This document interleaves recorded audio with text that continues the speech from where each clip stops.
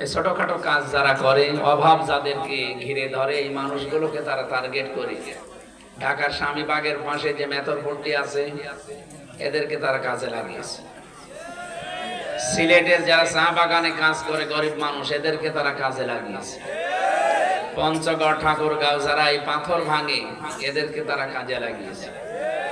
এই নিম্নমানের হিন্দুদেরকে তারা টাকা পয়সা দিয়ে ধরে ভিড়িয়ে এরা একটা নতুন বিষয় আবিষ্কার করতে চাচ্ছে। এই জন্য এরা সরাসরি হিন্দু নয়। হিন্দু ভাই যারা আছেন সারা বাংলাদেশ সহ বিশ্বে, আপনারা উল্টাপাল্টা ধারণা করবেন না মুসলমানদের প্রতি। আমরা সব এখনো ঠিক আছি।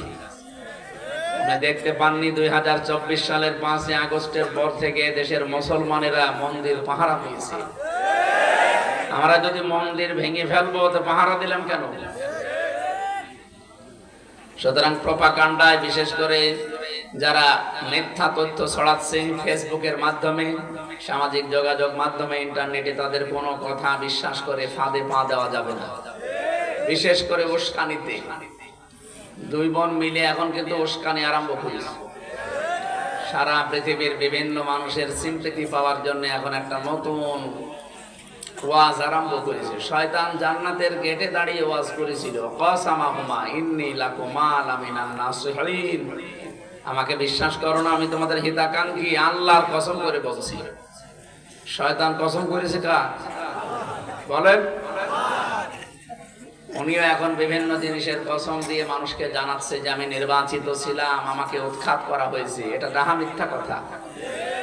15.5 বছর তো নির্বাচনই হয়নি, আপনি নির্বাচিত হলেন কি করে?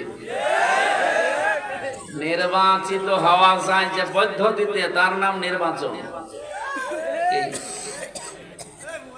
নির্বাচিত হওয়া যায় যে পদ্ধতিতে, এর নাম কি?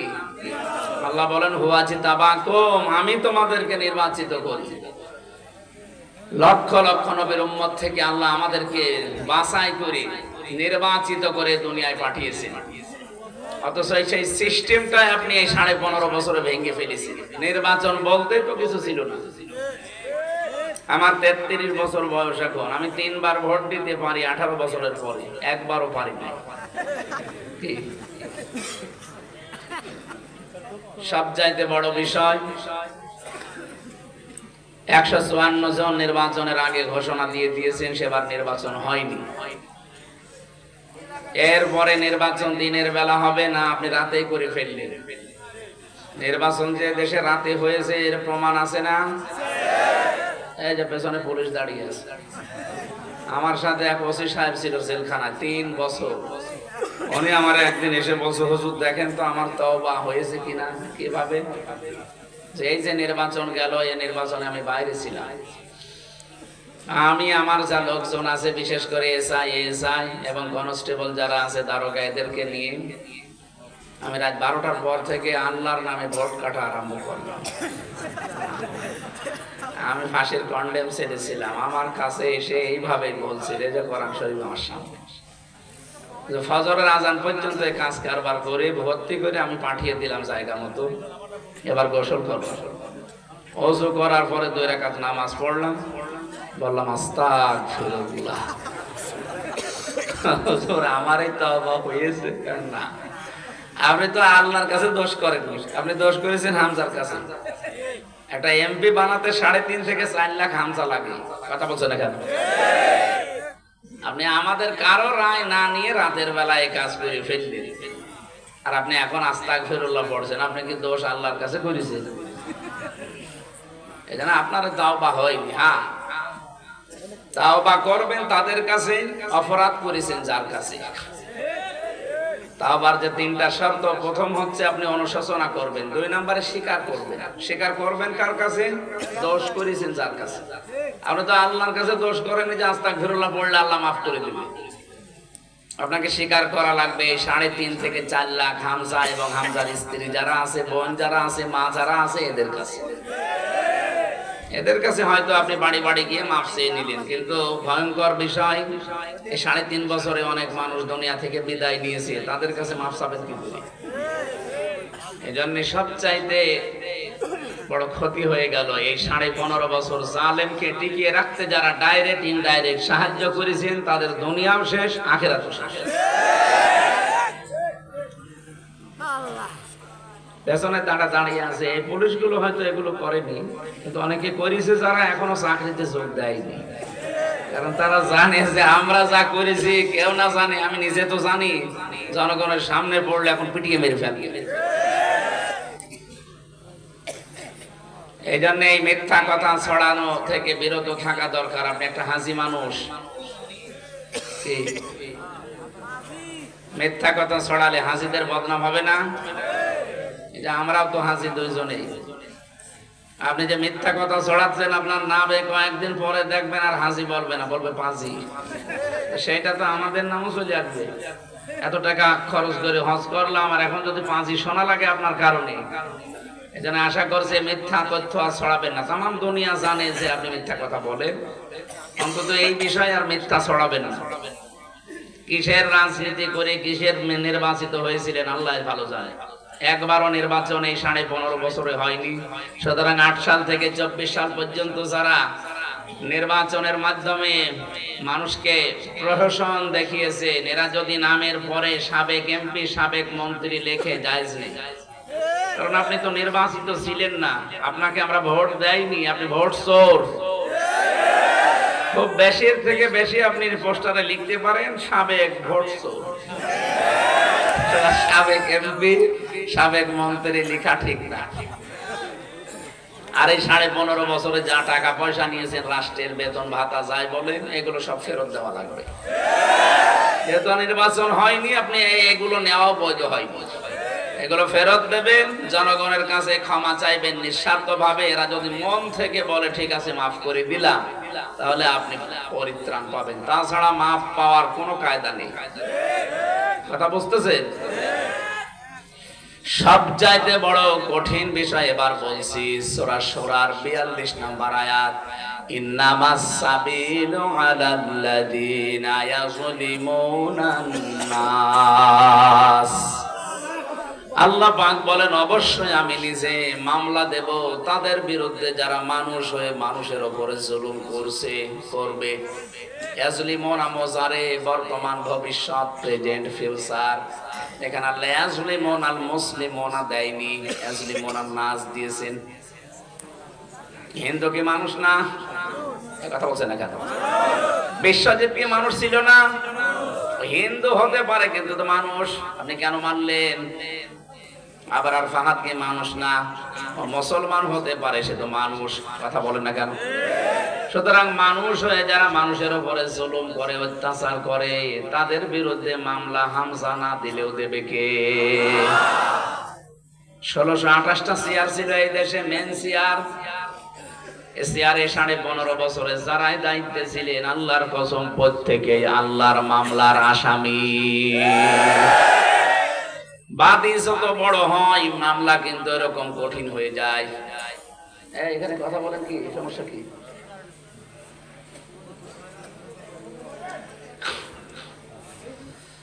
আমি 3 বছর না 3 দিনও আমার জেলে থাকা লাগতো না যদি কোনো সলিমদ্দি আমার মামলা দিত। কয় টাকা লাগবে আপনার? আমি আকিস গ্রুপের খতিব ছিলাম, যত টাকা লাগে ওরা রাজি ছিল। কি করেন কি? আপনাকে কিছু বলেছি আমি?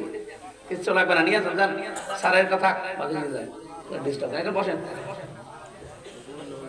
আবার ওখানে পরে কোথায় যাচ্ছেন? বসেন বসেন বসেন। মাহফিল যারা দেয় আসলে এরা শোনে না, বিভিন্ন ঝামেলায় থেকে নষ্ট করে ফেলে। একদম নড়াচড়া করবে, ওই জায়গায় একদম স্টপ হয়ে বসে থাকে। এত রাতে কি কথা বলার, কথা শোনার এনার্জি থাকে? আর আমার আজকে চলছে 3টা, আমার জীবন শেষ হয়ে গেল। আপনারাও পারেন, ছাড়েন না, আমিও পারছি না। আল্লাহু আকবার।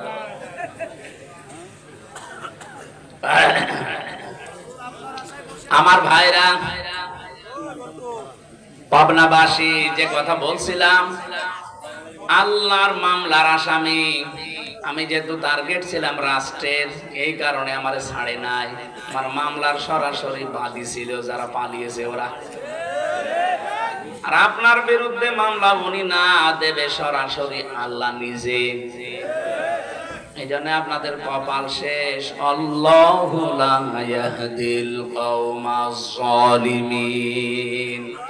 ইয়াহদি এইটা মুজারে, বর্তমান, ভবিষ্যৎ, প্রেজেন্ট, ফিউচার। আল্লাহ বলেন জালেমদের আমি হেদায়েত দিচ্ছি না, দেব না। কি করলেন আপনি? আপনার দুনিয়াও শেষ হয়ে গেল, মরণের পরে যে বিশাল জগৎ শুরু হবে ওইটাও শেষ। দুনিয়া কিভাবে শেষ হয়েছে? তাকান সূরা নমল 50 নাম্বার আয়াত, 51, 52 নাম্বার আয়াত গুলো দেখবেন বাড়িতে। 19 নাম্বার পারার 20 নাম্বার পৃষ্ঠা 7 নাম্বার লাইনে আছে।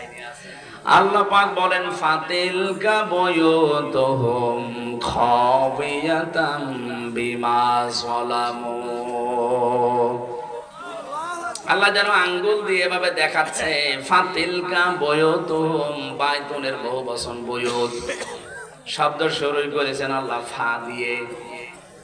আল্লাহ এইভাবে দেখিয়েছেন নবী এই সেই ঘরগুলো, বাইতুন না দিয়ে বুয়ুত দিয়েছেন, বড় হোম আছে বহু, এই যে জমির, এই সেই ঘর। আপনি একটু তাকান এই ঘরের দিকে, খাবিয়াতাম বিমা যালামু, এগুলো আমি পরিত্যক্ত করে দিয়েছি, ওজাড় গৃহ বানিয়ে দিয়েছি, জনশূন্য করে দিয়েছি। কেন? এদের জুলুমের কারণে। এই সমস্ত ঘরগুলোতে জুলুমের সরা পরামর্শ হতো, দুর্বিসন্ধি হতো, ষড়যন্ত্র হতো। একটা যে কত বাস্তব। 2024 সালের 5 আগস্টের বিকাল 5টা বাজতে আল্লাহ আজটা দেখিয়েছেন। এদেশে 630টা থানা, যতগুলো জায়গায় জালেমদের বাড়ি আপনি দেখেন সবগুলো পরিত্যক্ত হয়ে গেছে। এর বাস্তব আমার কুষ্টিয়ার হানিফের বাড়ি। গত পরশুদিন আমি আসার সময় দেখেছি বাড়িটা এখন আর বাড়ি নেই, উজাড় গৃহ হয়ে গেছে। আল্লাহ যে খাবিয়াতান দিয়েছেন এর প্রমাণ এদেশের জালেমদের বাড়িগুলো। আল্লাহ এতটুকু যদি শেষ করে দিতেন আয়াতটা আমি বলতাম না, এরপরে আমাদের জন্য শিক্ষা। ইন্না ফি যালিকা লায়াতাল লিকাউমিন ইয়ালামুন। মাঝখানে লাম, এটা লামে তাকিদ। আল্লাহ গ্যারান্টি দিচ্ছে, তাকিদ দিচ্ছে, অবশ্যই এর ভেতরে শিক্ষা আছে। কাদের জন্য? যারা জ্ঞানী। তাহলে আমাদের জন্য এখানে শিক্ষা কি? তাফসিরে মাযহারি মুফাসসির লিখেছেন এটা লূত নবী আলাইহিস সালামের জামানার ঘটনা। ওই মানুষগুলো সমকামিতায় লিপ্ত ছিল। আল্লাহ এত রাগান্বিত হয়েছিলেন ওদেরকে পুরা উল্টিয়ে ওটা এখন ডেড সি, মৃত সাগর বানিয়ে দিয়েছে, এখনো জর্ডানে আছে। আজ এই দেশে অনেকে সূক্ষ্ম কায়দায় সমকামিতা আরম্ভ করার জন্য বিভিন্ন পায়তারা করছেন। আল্লাহর পুরা সিস্টেমকে আপনি উল্টিয়ে ফেলতে চান।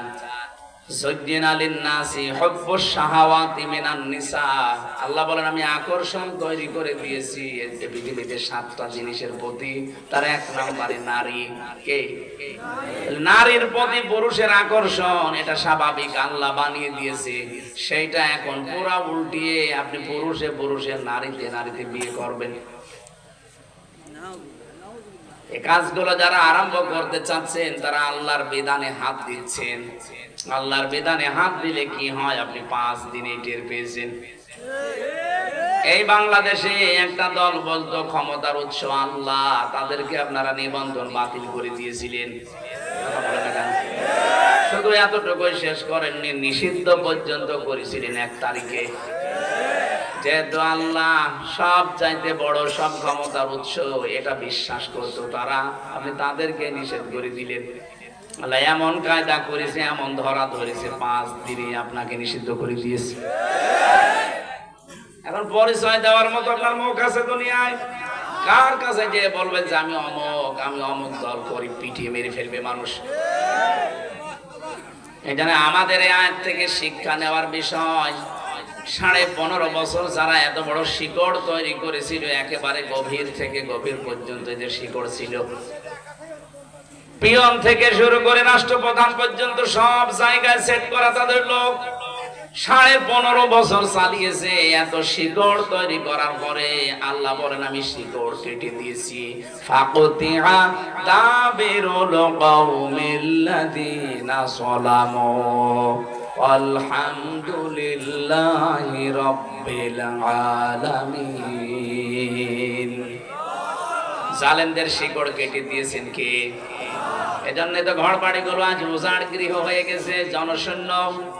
3 দিন আগের পত্রিকা দেখলাম, সবচাইতে বড় দামি বাড়ি আমরা যারা মনে করতাম ঢাকার ওইটা, অনেকে যে আবেগে চুমা খেত, অথচ পরিত্যক্ত হয়ে গেছে। এখন 3 মাসে পরশুদিনও দেখলাম 7-8 জন মিলে একসাথে টয়লেট করছে, মনে হচ্ছে জামাতবদ্ধ প্রসাব চলছে। 3 মাসে যদি আল্লাহ অবস্থা করে দিতে পারে, 3টা বছর চেয়েছেন, নাম চিহ্ন পর্যন্ত জালেমদের জমিনে থাকবে না। আমি আবার বলছি, তাহলে আমাদের এখানে শিক্ষা কি? লাম দিলেন আল্লাহ, যে তাকিদ দিয়ে আমাদেরকে কে জানাতে চান? উনি জানাতে চেয়েছেন বাংলার মানুষেরা এত বড় শিকড় তৈরি করার পরও যদি ওদেরকে আমি একেবারে খবিয়াতান বানিয়ে দিতে পারি, পরিত্যক্ত করে দিতে পারি, আগামীতে যারা চেয়ারে বসবে এরা যদি জালেম হয়, তাদেরও আমি আল্লাহ বাড়ি ঘর পরিত্যক্ত করে দেব। কথা বোঝে? যেন আমরা যেন জালেম হয়ে না যাই। যদিও একটা প্রতিবেশী যাই পেলাম, এমন জালেম পেয়েছি, ওরা মার খায় প্রত্যেকটা জায়গায়, আর শোধ তোলে আমাদের উপরে। আপনি দেখেন, ওরা পাকিস্তানের বর্ডারে মার খায়, চীনের বর্ডারে মার খায়, নেপালের বর্ডারও মার খাচ্ছে, মায়ানমারের বর্ডারও মার খায়, আর সব শোধ তোলে এসে আমাদের উপর। এমন একটা প্রতিবেশী পেয়েছি, বলতেও পারি না, সইতেও পারি না। হেদায়েত কামনা করে তো লাভ নেই, কারণ ওদের হেদায়েত আল্লাহ দেবে না। জালেম যখন জুলুমের সীমানা পার করে ফেলে, তখন আল্লাহ হেদায়েত থেকে বঞ্চিত করে দেয়। ফেরাউন দেখেন নিও হেদায়েত পায়নি কেন? কারণ ও শেষ পর্যায়ে চলে গিয়েছিল জুলুমের।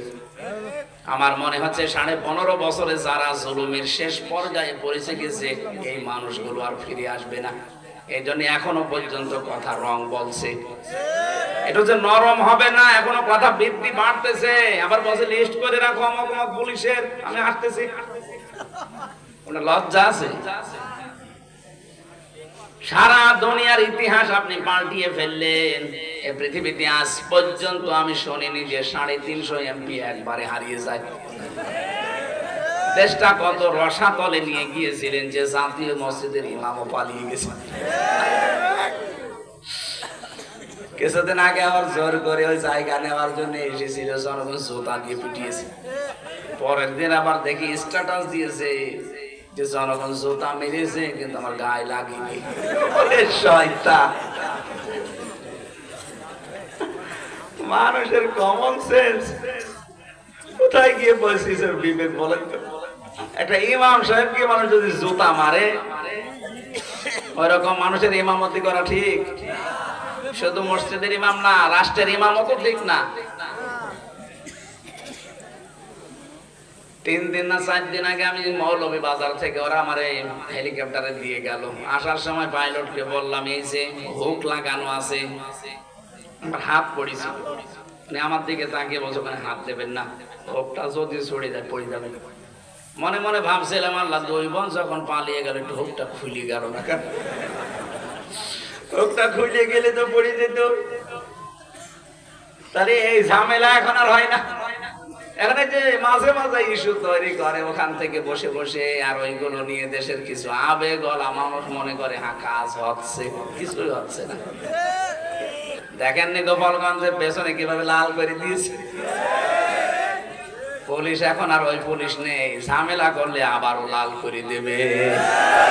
এই জন্য আমরা কোনো ফাঁদে যেন পা না দেই। কিচ্ছু হয়নি, সব ঠিক আছে। কিছু ষড়যন্ত্র যা চলছে সব মিটে যাবে, সব ধুলি কণার মতো উড়ে যাবে ইনশাআল্লাহ। আমরা ঐক্যবদ্ধ যেভাবে হচ্ছে জাতি, এভাবে সত্যি যদি দেশের জন্য এক হয়ে থাকতে পারি, সারা দুনিয়া একদিকে হয়ে গেল, কিচ্ছু হবে না আমাদের। কিন্তু ঐক্যবদ্ধ ভেতরে যদি কেউ ফাটল ধরায় কোনো মুনাফিক, আবার কিন্তু সামনে সমস্যায় পড়া লাগবে। বাংলাদেশ এখন উহুদের ময়দানের মতো আছে। কি উহুদের ময়দানে মানুষ মনে করেছিল যা বিজয় হয়ে গেছে, এবার যে গনিমতের মাল পোড়াতে গিয়েছে নবীজির আদেশ বাদ দিয়ে, তখন ঠিক আবার অতর্কিত হামলায় অনেক মানুষ মারা গিয়েছে। আমাদের অবস্থা ঠিক এখন উহুদের ময়দানের মতো আছে। একটু ছাড় পেয়ে ফ্রি পেয়ে মন যা বলছে আমরা যেন তাই না করি। অনেকে কিন্তু আরম্ভ করেছে দেখতে পাচ্ছি, কথা বলেন না কেন? অনেকে তাদের সেই পুরাতন অভ্যাসে আবার ফিরে যাচ্ছেন, চাঁদাবাজি করা, বিভিন্ন বাজার দখল করা। আরে ভাই, এখনো তো যুদ্ধ শেষ হয়ে যায়নি। নবীজির ওই কথা মতো থাকেন, টিকে থাকা লাগবে। আগে ষড়যন্ত্রগুলো আগে বন্ধ হোক। মামলা যা হয়েছে 160টা হবে না, 560টা মামলা লাগবে। আমি জেলখানায় এক একজনকে জিজ্ঞাসা করলাম, তবে কয়টা মামলা দিয়েছে? একজন বলছে 313টা, একজন বলছে 560টা। আমরা চাই গণহত্যার সাথে যারা জড়িত সবাই না, যেই কয়জন জড়িত সত্যিকার অর্থে তাদের শাস্তি দেওয়া দরকার, নাইতে আগামী পৃথিবী বসবাসের যোগ্য করে রাখা যাবে না। কথা বলছেন আমার? এজন্য যারা এই কাজ করেছেন, 2722 জন মানুষকে হত্যা করেছেন এই 5 তারিখের আগ পর্যন্ত। 2780 জন মানুষকে পঙ্গু করে দিয়েছেন। কারো হাত নেই, কারো পা নেই, কারো চোখ নেই। এটা বিশাল বোঝা দিয়ে গেলেন এই পরিবার, সমাজ, রাষ্ট্রের উপরে। এদের বিচার যদি না হয়, আগামীতে যারা বসবে তারা এর চাইতে ডবল জালেম হবে। কথা বলেন না কেন? আমরা চাই যারা যা করেছে দ্রুত শাস্তি দেওয়া হোক, যেন পৃথিবী দেখে শিক্ষা নিতে পারে। না, এদেশে এখনো আইনের শাসন আছে। এতদিন শুধু বলি উড়িয়েছে যে আমরা আইনের শাসন প্রতিষ্ঠা করছি, পুরাটা মিথ্যা কথা। আমারে ধরে নিয়ে গেল আমার বাড়ি থেকে, পরের দিন পেপারে দিল না, ওনারে চোড়াহাঁস থেকে নিয়ে এসেছে। এই মিথ্যা শুরু হয়েছে, একেবারে জামিন পর্যন্ত পুরাটা মিথ্যা ছিল। একটা ঠনকো মামলা দিয়ে 3 বছর পর্যন্ত আটক করে রাখলেন। আপনার বিবেক একটু কাঁদেন? আপনার বিবেক নেই তো কাঁদেন? বিবেক থাকলে আপনজন যারা আছে তাদেরকে ছেড়ে মানুষ চলে যায়। নবীজি যেদিন নবুয়ত পেয়ে আসে, সেদিন খাদিজাতুল কুবরা বলেছিলেন, হে স্বামী আবুল কাসেম, ভয় পাবেন না। ইন্নাকা লা তাসিলুর রাহিমা, আপনি তো আত্মীয়তার সম্পর্ক ঠিক রাখেন। রক্তের সম্পর্ক যারা ঠিক রাখে তাদের কোনো ভয় নেই। কোন জিন পরিভূত কেউ আপনাকে ভয় দেখাতে পারে না। এখান থেকে প্রমাণ হয় যারা রক্তের সম্পর্কগুলো ঠিক রাখবে তাদের ভয় আল্লাহ দূর করে দেবে। অথচ হাজারো মানুষ দেখতে বেশ ভালোই মনে হয়, কিন্তু আত্মীয়তার সম্পর্কগুলো আমরা ঠিক রাখতে পারছি না। যাদের কারণে পারছি না তাদেরও সতর্ক হওয়া লাগবে। আজ পরিবারে একটা পুরুষ তার রক্তের সম্পর্ক যাদের সাথে, বিশেষ করে তার আপন ভাই, আপন বোন, মা বাবা, চাচা, ফুফু, এদের সাথে রাখতে পারে না, যার কারণে সেটা হচ্ছে তার বউ। কথা বলে না কেন? এরা নেই তো, আছে তো না, সব ঘুমিয়ে পড়েছে। সম্মানিত মা বোনেরা, শুধু নামাজ পড়া, রোজা রাখা, কালো বোরকা পরা ইবাদত না। পারিবারিক জীবনে এটা যে কত বড় ইবাদত। হযরতে খাদিজাতুল কুবরা রাদিয়াল্লাহু তাআলা আনহা তার স্বামীকে অভয় দিচ্ছে, আপনি ভয় পাবেন না, আপনি রক্তের সম্পর্ক ঠিক রাখেন। সুতরাং যারা রক্তের সম্পর্কগুলো আরো অটুট করবে তাদের ভয় নেই। সূরা নিসার তাফসিরে এসেছে, সবকিছু আল্লাহ কমপ্লিট করার পর এই যে রেহেম, যেটা এটা আল্লাহর কুদরতি পা চেপে ধরেছিল। ডাক দিয়ে বলে, মাবুদ তুমি আমার ব্যাপারে তো কিছু বললে না। আল্লাহ পাক বলেন, তোমার ব্যাপারে আমার সিদ্ধান্ত এই, যারা তোমার সাথে সম্পর্ক ঠিক রাখবে আমার সাথে তাদের সম্পর্ক আছে। যারা তোমাকে কাট করে দেবে আমি আল্লাহ তাদেরকে কাট করে দিলাম। বলেন নাউজুবিল্লাহ। কি বুঝলাম এখান থেকে? আমরা এই দেশ থেকে যারা পালিয়ে গেল, ওই 2 বংশধনা বহু মানুষ তো পালিয়ে গেল, এদের সাথে আমাদের সম্পর্ক ছিল না? ছিল না? কথা বলে না কেন? কেউ আপা বলে ডাকতাম, কেউ ভাবি বলে ডাকতাম, কেউ কন্যা বলে ডাকতাম। কত রকমের সম্পর্ক, সব ত্যাগ করে আপনি চলে গেলেন না বলে। এই যে সম্পর্ক যারা ঠিক রাখে না, এদের ভেতরে ভয় তৈরি করে দেয় কে? এই জন্য এত ভয় পেয়েছে যে দুপুরের খাবারও খেতে পারেনি। দ্বিতীয় নম্বরে খাদিজাতুল কুবরা বলেছিলেন, স্বামী আমার, আত্তাহমিলুল কাল্লা, আপনি তো মানুষের বোঝা বহন করেন, মানুষের বোঝা আপনি হালকা করে দেন, কেন আপনি ভয় পান? আপনি মানুষের সুখের দুঃখের বোঝা, কষ্টের বোঝা, ঋণের বোঝা, এগুলো হালকা করেন, বোঝাগুলো পাতলা করে দিন, আপনি ভয় পাবেন না। কি দেখলাম আমরা? যত রকমের বোঝা এই দেশে উনি দিয়ে আমাদেরকে চলে গেল। এদেশে এখন একজন মানুষ জন্ম নিলে 1,20,000 টাকা তার মাথার উপরে ঋণ। কথা বলছেন? এই যে 2780 জন এখন হাসপাতালে বেডে কাতরাচ্ছে, তার নেই, হাত নেই, চোখ নেই, অন্ডকোষ উড়ে গেছে, কি তারা তার পরিবারের কাছে একটা বোঝা না? কথা বলে না কেন? সে তার মা বাবার কাছে, ভাই বোনের কাছে এখন বোঝা হয়ে গেছে, কারণ হাত নেই, পা নেই, সে বোঝা নাকি? এই যে বিশাল বিশাল বোঝা এই দেশে আপনি দিয়ে গেলেন, দুঃখের বোঝা, কষ্টের বোঝা, ঋণের বোঝা। এগুলো আপনি না দিলেও পারতেন, চলে যখন স্বামীর বাড়ি যাবেন তো এগুলো দিয়ে গেলেন কেন? আপনি তো স্বামীর বাড়ি গিয়েছেন, কারণ এর আগে বহুবার তারা বলতো যে আমাদের স্বামী স্ত্রীর সম্পর্ক, একজন স্বামীর বাড়ি আর একজন গেছে দোলাভাইয়ের বাড়ি। আমরা চাই এদেশ থেকে যারাই বিদেশে যায়, যারা রেমিটেন্স যোদ্ধা, টাকা পয়সা পাঠায়, আপনারা 3 মাস আর 6 দিন হয়ে গেল, ওই টাকা তো পাঠান না। কি করছেন আপনারা? 2 জন মিলে অন্তত 2 বোন মিলে টাকা পয়সা একটু কামাই করা যাচ্ছে না? কেউ স্বামীর পকেট মারবেন, কেউ দুলাভাইয়ের পকেট মারবেন। ওইটা একটা কৃপণ তো, এই জন্য পকেটে টাকাও রাখে না। কি বললাম এখান থেকে বলেন তো? যারা মানুষের বোঝা হালকা না করে আরো বোঝা দিয়ে যায়, চাপিয়ে দেয়, তাদের ভেতরে ভয় তৈরি করে দেয় কে? কত মানুষ মানুষকে বোঝা দিয়ে গেছে, এই জন্য প্রশাসনের ওই মানুষগুলো এখন আরো যুক্ত হতে ভয় পায়।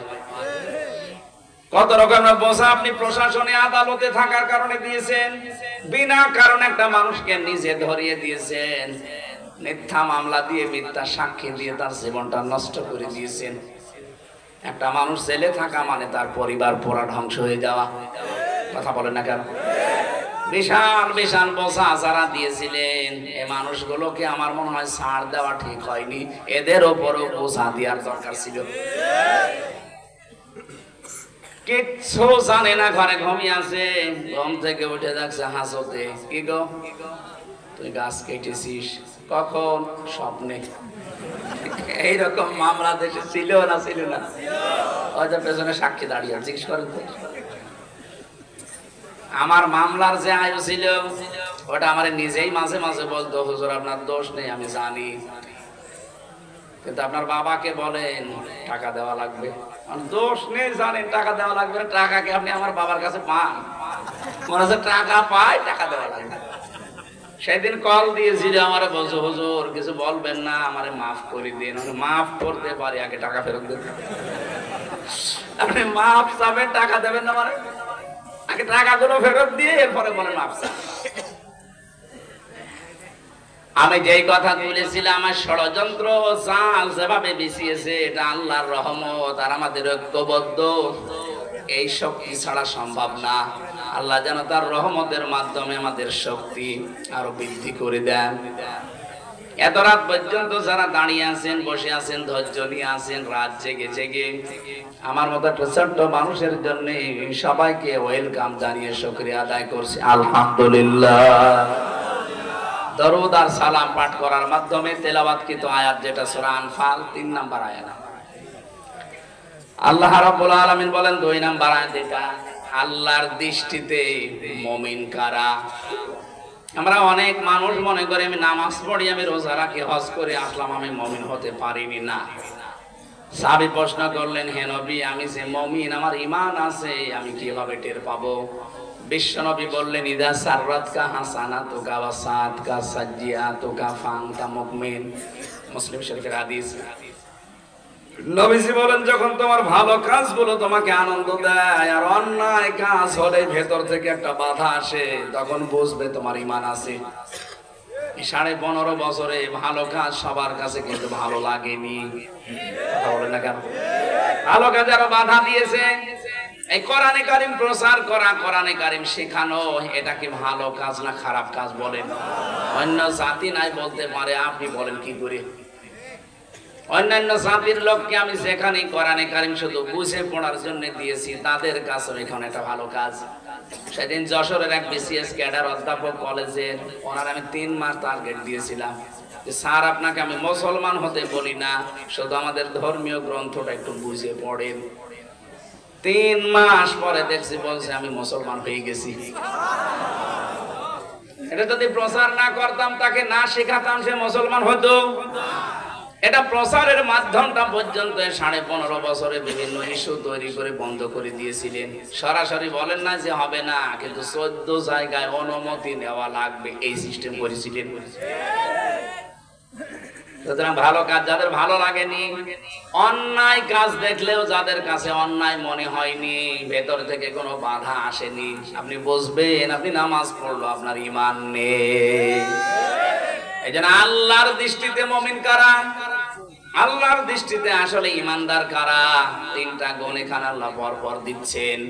ইন্নামাল মুমিনুনা আল্লাযীনা ইযা যুকিরাল্লাহু ওয়াজিলাত কুলুবুহুম। আল্লাহর দৃষ্টিতে ঈমানদার তারা যে মানুষগুলোর সামনে আল্লাহর নাম উচ্চারণ হলে তাদের কলিজা কেঁপে ওঠে। ওয়াজিলাত কুলুবুহুম, তাদের কলবে কাঁপ ধরে। মানুষের সামনে আল্লাহর নাম, আল্লাহর কোরআনের কথা, বড়দের কথা বললে তাদের ভেতরে একটা ভয় তৈরি হবে, কেঁপে কেঁপে উঠবে না। আরো বৃদ্ধি আমাদের অনেকের বেড়েছে। ওয়াইদা তুলিয়াত আলাইহিম আয়াতুহু যাদাতহুম ঈমানা, তাদের সামনে আল্লাহর আয়াতগুলো যদি তেলাওয়াত হয়, ব্যাখ্যা বিশ্লেষণ হয়, ওদের ঈমান যা আছে আরো বেড়ে যাবে। এই গ্যারান্টি দিচ্ছে কে? বলেন বলেন। ঈমান বেড়ে যাবে শুধু মানুষের না। সূরা জিনের 2 নম্বর আয়াতের তাফসীরে আমি পড়েছি, যেটা তাফসীরে হাক্কানিতে আছে। নবীজি কোরআনে কারীম জিনদের সামনে তেলাওয়াত করেছিলেন। আল্লাহ পাক বলেন, ফাকালু ইন্না সামি'না কুরআনান আজাবা। জিনেরা কোরআন শুনেছে 2 বছর 5 বছর বয়স না, যাদের বছর 1000 বছর 1500 বছর বয়স, তারা তাওরাত শুনেছে, জাবুর শুনেছে, ইনজিল শুনেছে। ওই জিনেরা কোরআন শোনার পরে তারা বলছে আমরা এক আশ্চর্য কোরআন শুনলাম। এতটুকু জিনেরা বলি শেষ করে দেয়নি। ইয়াহদি ইলার রুশদি ফাআমান্না বি ওয়ালান নুশরিকা বিরাব্বিনা আহাদা। জিনেরা বলেছে এমন কোরআন আমরা শুনেছি, কোরআন আমাদেরকে হেদায়েতের পথ বলে দিয়েছে, আমরা ঈমান আনলাম, এমন ঈমান এনেছি জীবনে কোনোদিন আল্লাহর সাথে আর শরীক করব না, আর শরীক করব না। এতটুকু না, গ্যারান্টি দিয়ে বলেছে ওয়ালাং তাজিদা, কখনো আমরা আর শরীক করব না। কয়েক মিনিট মাত্র কোরআনে কারীম শোনার পরে যদি তাদের ঈমান এত বেড়ে যায়, এত মজবুত হয় যে কোরআন তাদেরকে হেদায়েতের পথ শুধু বলে দেয়নি, তারা সঙ্গে সঙ্গে ঈমান এনেছে। আর ঈমানটা এত শক্ত মজবুত যে আল্লাহর সাথে কোনোদিন তারা শরীক করবে না, সিদ্ধান্ত নিয়ে ফেলেছে।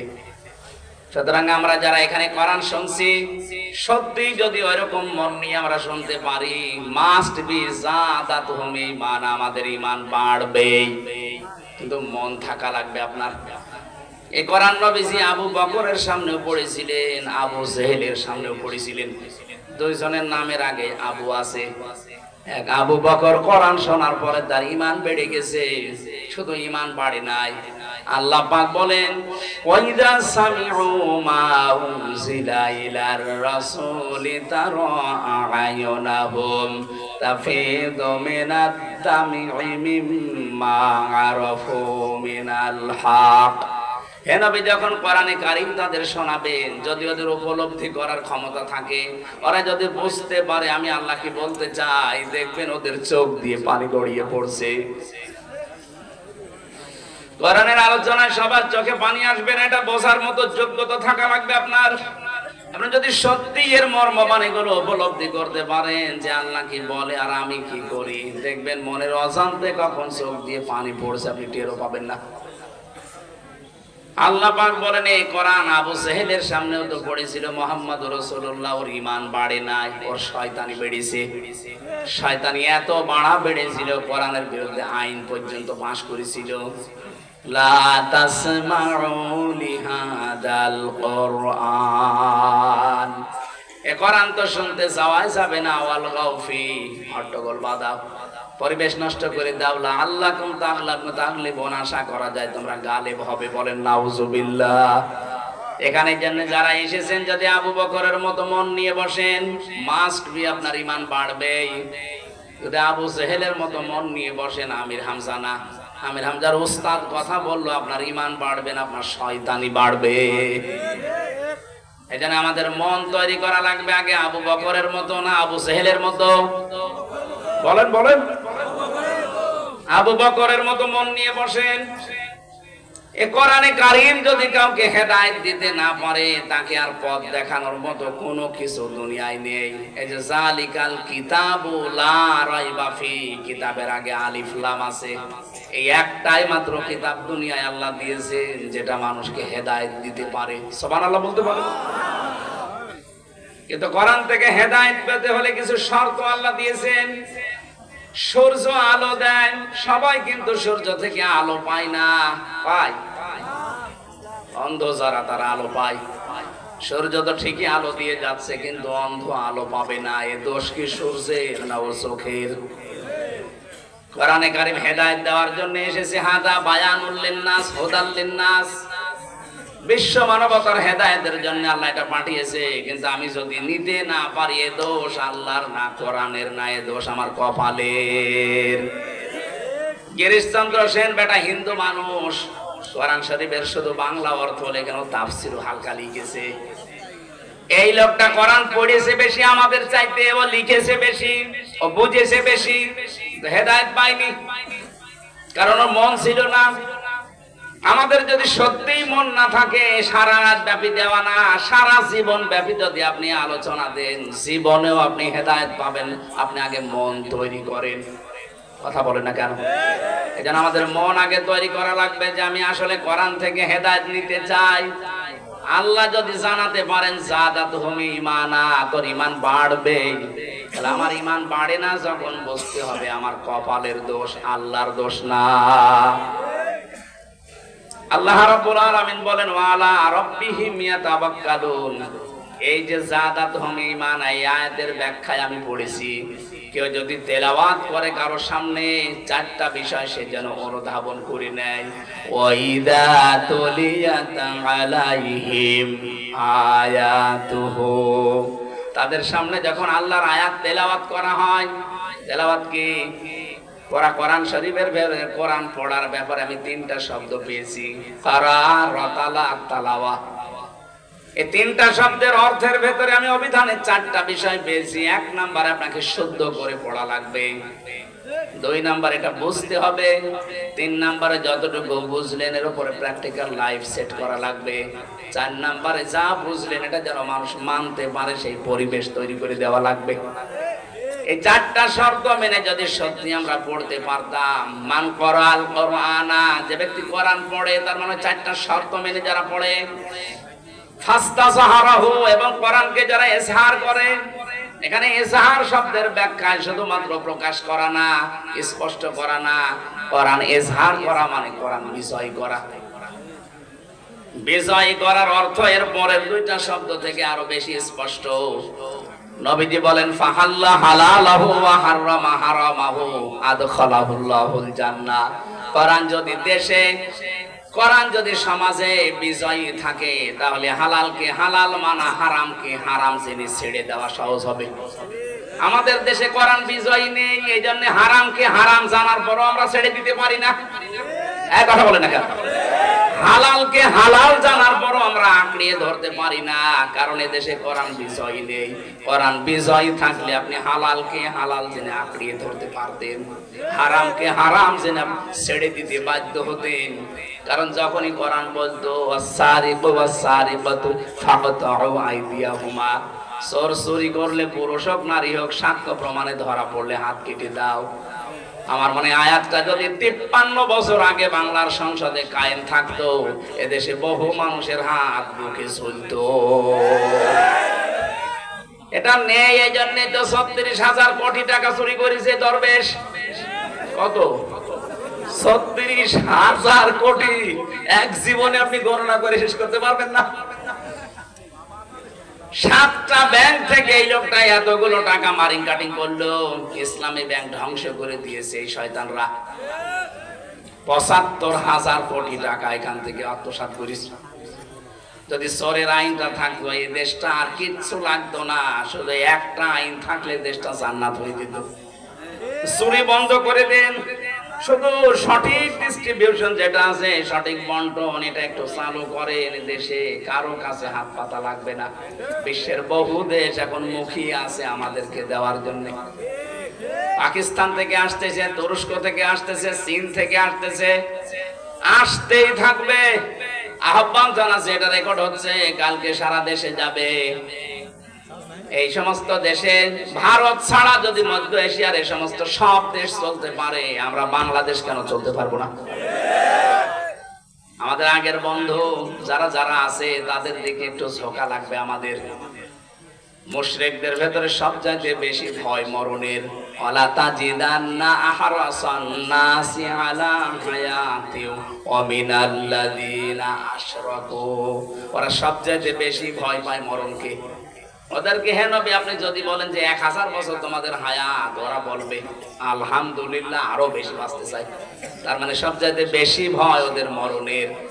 যখনই আপনি ওদের মরণের পথ তৈরি করে দেবেন, এমনিতেই মাথা নত করে বলবে বাবা আমারে মাফ করো। সে তো পাকিস্তান থেকে একটু চিনি এসেছে তাই মাথা খারাপ হয়ে গেছে। এই কথা বলে না কেন? ওরা আমাদের পাকিস্তান থেকে আলাদা করেছে, এই জন্য নাকি ওরা আমাদের বন্ধু। 7 সিস্টারের মাধ্যমে ওদেরকে আমরা 7 ভাগ করে দিচ্ছি। ওরা আমাদের 1 ভাগ করে যদি বন্ধু হয়, আমরা 7 ভাগ করে দিচ্ছি, আমরা বড় বন্ধু না? ডক্টর ইউনূস একটু ট্রাস্ট দিয়েছিল, এই ভয়ে ওদের ঘুম হারাম হয়ে গেছে। মুশরিকদের সবচাইতে বড় ভয় ওদের জীবনের উপরে, আর আমাদের সবচাইতে আশা আমাদের জান্নাতের উপরে। যত তাড়াতাড়ি যেতে পারবো তত তাড়াতাড়ি আল্লাহর বাগান রেডি। কথা বলে ঠিক কিনা? ওরা যত তাড়াতাড়ি যাবে ওদের জন্য আগুন রেডি। এখানে মরতে চায় না। আমি আশা করব এখান থেকে আশপাশের এই দেশগুলো সব যদি ওদের ছাড়া চলতে পারে, আমরা অবশ্যই পারবো যদি আমাদের ঐক্যবদ্ধ এবং ঈমান তৈরি হয়। অমাং দাখালাহু কানা আমিনা। কাবা শরীফের উদাহরণ দিয়ে আল্লাহ জানিয়েছেন, কাবায় প্রবেশ করলে নিরাপত্তা দেয় কে? আরো জোরে বলেন।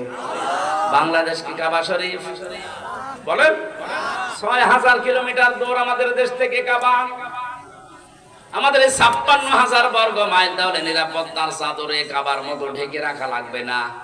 এ দেশ যদি কাবার মতো নিরাপত্তা দিতে চান, আল্লাহ কোরআনে সূরা আনআমের 82 নাম্বার আয়াতটা দিয়েছেন আমাদেরকে, আল্লাযীনা আমানু ওয়া লাম ইয়ালবিসু ঈমানাহুম বিযুলমিন উলাইকা লাহুমুল আম ইলা আখিরি আয়াত। আল্লাহ বলেন ঈমান আনার পরে যদি ঈমানের সাথে জুলুম মিশ্রণ না করো, এখানে জুলুম মানে শিরিক, যদি ঈমানের সাথে শিরিক মিশ্রণ না করো, উলাইকা ইসমে ইশারা দিয়ে আল্লাহ এভাবে জানিয়েছেন, মনে হচ্ছে এভাবে আঙ্গুল দিয়ে দেখাচ্ছেন, উলাইকা লাহুমুল আম, এরাই নিরাপত্তার হকদার। সুতরাং আমরা আল্লাহর পক্ষ থেকে যদি নিরাপত্তা, নিরাপদ দেশ উপহার পেতে চাই, বহির্বিশ্বের যত ষড়যন্ত্র থেকে যদি সত্যি মুক্তি পেতে চাই, মাস্ট বি আমাদের যাদের ঈমান আছে শিরিক মুক্ত করা লাগবে। সূক্ষ্ম অনেকগুলো শিরিকে দেশে চলছে। তারপরে 1 নম্বরে বহু মুসলমান জেনে হোক না জেনে হোক করে ক্ষমতার উৎস কে? বলেন বলেন। কত মানুষ এখন এই দেশে নামাজ পড়ে রোজা রাখে, বলে না ক্ষমতার উৎস জনগণ। এটা শিরিক। কারণ আল্লাহ যেটা পারে ওইটা অন্য কেউ পারে, বিশ্বাস করার নাম। বলেন বলেন। ক্ষমতায় দিতে পারে কে? জনগণ পারে। তাহলে এই বিশ্বাস যারা করছেন সে যেই হোক, আপনি কিন্তু শিরিক করছেন। আর শিরিক করলে আপনি মুশরিক। মুশরিকের নিরাপত্তার দায়িত্ব আল্লাহর নেই। আল্লাহর দায়িত্ব হচ্ছে যদি ঈমান আনার পরে আপনি শিরিক মুক্ত জীবন গঠন করতে পারেন, তাহলে আমি আশা করি আমার কথার অর্থ বোঝাতে পেরেছি। এই দেশ এখন সারা বিশ্বের মুশরিক এবং ইহুদিদের চক্রান্ত থেকে যদি নিরাপদ করতে চান, যতটুকু যার ঈমান আছে মাস্ট বি শিরক মুক্ত করা লাগবে। ওয়ালা তাহিনু ওয়ালা তাহজানু ওয়া আনতুমুল আ'লাউনা ইন কুনতুম মুমিনিন। কোনো ভয় নেই, কোনো চিন্তা নেই, তোমরাই বিজয়ী হবে যদি মুমিন হতে পারো। বিজয় দেওয়ার মালিক কে? মুমিন হওয়ার মালিক অবশ্য মুমিন হওয়ার মালিক আল্লাহ। মুমিন আল্লাহ মুমিন হবে?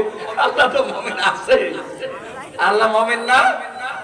আমরা আব্দুল মুমিন, আল্লাহ কি? আমরা এই জন্য ডাক দেই ইয়া মুমিনু। এখন মুমিন হওয়ার দায়িত্ব আল্লাহর না, মুমিন হওয়ার দায়িত্ব কার? আমাদের। আমরা যদি সত্যি ওই মুমিনের উপরে বিশ্বাস করে মুমিন হতে পারি, আল্লাহ আমাদেরকে দুইটা জিনিস দেবেন। আনতুমুল আ'লাউনা, অবশ্যই আল্লাহ আমাদেরকে পৃথিবীতে কোনো ভয় কোনো চিন্তা এগুলো সব দূর করে দিয়ে পৃথিবীর যেটা দেওয়া দরকার ওটা আমাদের হাতে তুলে দেবেন। এটা আমাদের উচিত আমরা যে জায়গা থেকে আসি প্রত্যেকের জায়গা থেকে আমরা চেষ্টা চালাবো জনগণকে শিরক এবং বেদাত থেকে মুক্ত করার। আপনাদের এই অনুষ্ঠানটা আমার মনে হয় আগামী বছর থেকে সিস্টেম বাদ দেওয়া দরকার। এত রাত পর্যন্ত যে সারা রাত এখন ঘুম কামাই, এ সারা দিন ঘুমালেও যে উঠবে না। আগামী থেকে আল্লামা সাইদি সাহেবের মতো ওই যে পাবনা দারুল আমান ট্রাস্টে হয় না, প্রায় 9:30 10টায় মাহফিল শেষ হয়ে যায়। অনেকে বলে হুজুর মানুষ আসে না, মানুষ আসে না মানে বাপ আসবে মানুষ। আপনি শুধু লিখে দেবেন পোস্টারের নিচে যে মাগরিব থেকে রাত 9টা পর্যন্ত মাহফিল শেষ। সাইদি সাহেব মানুষ ছিল, ওনার মাহফিলে যদি মানুষ আসতে পারতে আমাদের আসবে না কেন? আমরা নিয়মই বানিয়ে ফেলেছি প্রধান বক্তা রাত 12টায়। এটা করলে যে এখন তাহাজ্জুদের নামাজ, ফজরের নামাজ, সকালে কর্মজীবন আছে, কি করবেন বলেন তো? এই নিয়মটা পাল্টাতে হবে। আগামী থেকে এসব করবেন না। আপনি 9টা 10টার ভেতরে অন্তত অনুষ্ঠান ক্লোজ করে দেবেন, মানুষ বাড়ি যেয়ে ঘুমাতে পারে। এজন্য আমাদের ঈমানের ভেতরে যেন শিরিক না থাকে। আমি আবার বলছি এক কথাই, আল্লাহ যেটা পারে ওইটা অন্য কেউ পারে, বিশ্বাস করার নাম কি? শিরিক যারা করে তারা বলেন বলেন মুশরিক। আমরা যেন মুশরিক হয়ে কবরে না যাই। এদিকেও দুনিয়া পেলাম না, ওদিকেও আখিরাত নষ্ট হয়ে যাচ্ছে। আমরা শিরিক থেকে মুক্ত হব ইনশাআল্লাহ। তাহলে এই জমিনটা আল্লাহ নিরাপত্তার চাদর দিয়ে কাবার মতো ঢেকে দেবেন। এখানেও চুরি হবে না, ডাকাতি হবে না, ছিনতাই হবে না। কাবার চত্বরে যেমন ছিনতাই নেই, ছিনতাই আছে, ডাকাতি আছে। এই 56,000 বর্গ মাইল আল্লাহ ওইভাবে বানিয়ে দেবে। ওনার ইবাদতটা একনিষ্ঠ ভাবে শিরক মুক্ত বেদাত মুক্ত যদি আমরা করতে পারি, ফালিয়াবুদু রাব্ব হাযাল বাইত আল্লাযী আত'আমাহুম মিন জু' ওয়া আমানাহুম মিন খাউফ। খাবারের যে চিন্তা, ভয়ের যে টেনশন, এগুলো আল্লাহ সব দূর করে দেবে। কারণ গ্যারান্টি উনি নিচ্ছেন, উনি দায়িত্ব নিচ্ছেন। বিশ্বের এমন এমন জায়গা